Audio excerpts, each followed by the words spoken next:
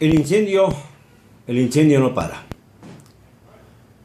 Anoche, desde Chiapas, me llegaron infinidad de mensajes relacionados con la angustia de la población por no tener manera de defender su sufragio, su voto, ante la imposición del mancebo del señor Peña, Manuelito Velasco Cuello, el gobernadorcito, el hombre que aspira a ser presidente y que dice querer mucho a los chiapanecos, tanto los quiere que rodea los centros de colección de boletas, el Consejo Nacional Electoral de Chiapas, los rodea así, con elementos del Partido Verde, su partido, armados con palos, con macanas, con látigos, con cuanto pudiera parecer armas de uso civil, por decirlo de algún modo. Pero también se guarda las armas largas, las armas que están en poder del ejército que lo custodia a él. Y mientras tanto, la población sabe, porque estas cosas no surgen de la nada, sabe cuándo se le ha defraudado. Sabe muy bien que el panista Francisco Rojas Toledo, en Tuxtla Gutiérrez, ganó la elección. Lo saben también sus adversarios de otros partidos, de Morena, del PRD, que compitieron con él y que aunque no comparten ideologías, sí comparten la fe en la democracia. Mientras tanto, el que se adjudica la victoria, Fernando Castellanos Cal y Mayor, dice que hay que ir al voto por voto. Fíjense, la vieja proclama de López Obrador, ahora en manos de un priista que está frente a una situación absolutamente impresentable. Tenemos sí a un priista que se alía al verde o a un verde que se alía al priista reclamando el voto por voto porque ya no puede detener la oleada de protestas.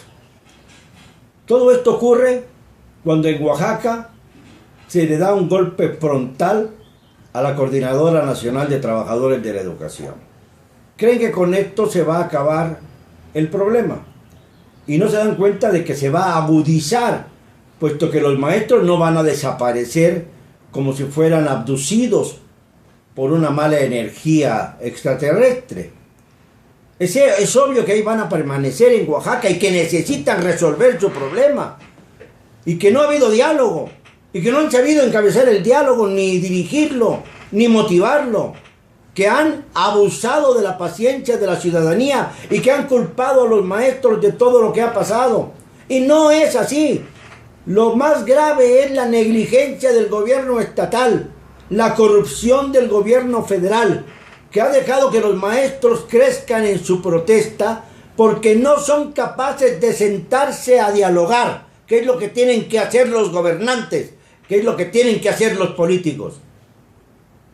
Y claro, los mexicanos somos rehenes de todos ellos. Y sigue el problema en Michoacán, y sigue el problema en Tamaulipas, y sigue el problema en las 31 entidades de la República y el Distrito Federal. Es decir, 32 espinas clavadas en el corazón del cuerpo místico de la República. Y todavía hay quienes se empeñan en decir que estamos únicamente hablando por hablar. Hubo alguien, esbirro de Manuelito Velasco, que se atrevió a decirme por varios mensajes junto con otros personajes de la misma calaña que yo había visitado Chiapas en varias ocasiones, llevado ahí por invitación de un gobernador para lesionar a otro exgobernador. ¿No sabe este imbécil que nunca he acudido ni a Chiapas ni a ninguna otra parte financiado por un gobierno de un estado? Que me lo compruebe. Que sean capaces de hacerlo. Sí, he ido a Chiapas a pedir varias veces y fui la cabeza de Pablo Salazar Mendiguchía cuando tenía en la cárcel al hijo de Conrado de la Cruz, quien era director de Cuarto Poder, y a la larga murieron los dos, padre e hijo, como consecuencia de la represión política. Fui a Chiapas también, a Tuxtla Gutiérrez, a encabezar un plantón de periodistas frente al despachito de Pablo Salazar. Y fui también a reclamar cárcel para este sujeto y lo logramos. Pero de eso, a pensar que me financia el gobierno estatal para quitar o poner gobernadores en Chiapas, es bastante más que ridículo. Sí, es necesario denunciar lo que está pasando con Manuelito Velasco, que es tan cobarde que no da la cara. A ver, Manuelito, contéstame si tienes pantalones. ¿Por qué mandas a tus esbirros a descalificarme y a decir que yo, como no soy chiapaneco, no tengo que opinar por lo que pasa en Chiapas? Pero soy mexicano. Y fíjate qué cosa, Chiapas está dentro de México. ¿No se te había ocurrido pensar en eso? Porque en ese caso entonces nada más tendría yo que hablar de mi estado natal. Y no podría yo hablar de nada de lo que pasa en la República. ¿De qué está hecho tu cerebro, niño verde? Piensa en la necesidad que tenemos todos los mexicanos de que Chiapas salga adelante. Sí, que salga adelante a pesar de las mentiras y de las simulaciones que le han cargado durante tantos años. A pesar del EZLN, la única guerrilla pacifista de la historia, que no mete las manos, que no defiende el proceso electoral, que no defiende ni siquiera a los chiapanecos, sino que están viviendo a expensas de lo que creen recibir, aparte de las organizaciones no gubernamentales. Sí, tienen cuentas, pero ¿hace cuántos años que no se actúa? ¿Hace cuántos años que dicen contar con control de zonas conflictivas, pero no actúan sobre ellas? Esta es una pregunta que queda pendiente.